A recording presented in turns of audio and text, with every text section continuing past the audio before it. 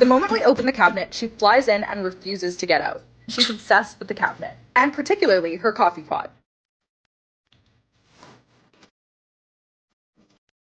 Can you get here, Christopher? No! Here. She'll fight beak and claw to stay inside. Let's go. Come here. Come here.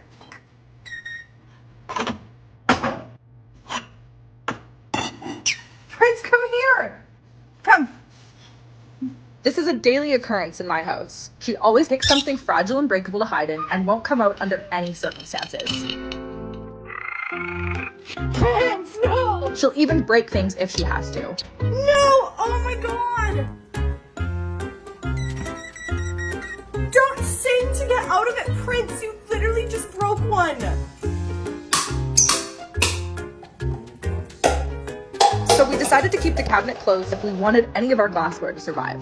That immediately escalated tensions in the house. Yo, Prince, stop! Stop it! Prince was not happy, and she found every way to make sure we knew that. Don't do it again! Prince! She'd find other things to break. Prince! Ah! Stop! No! No! Get off of Dad's book! No. We lost all our personal space. No more alone time. Our food became her food. Then, naturally, Prince began looking for a new home for herself.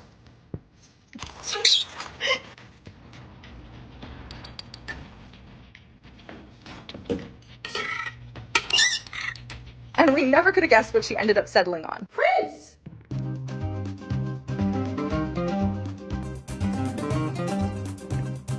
Prince is actually dirty. You're gonna bite me if I touch you.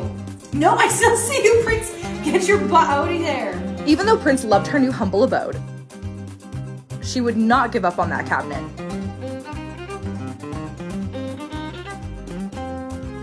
So we took drastic measures. They stick together. And that went about as well as we could have guessed. No!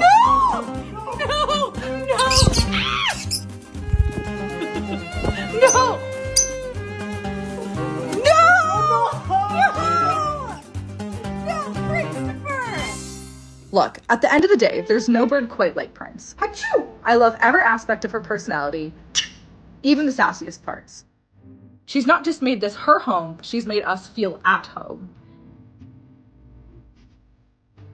So we decided that Prince deserved her own space in the cabinet.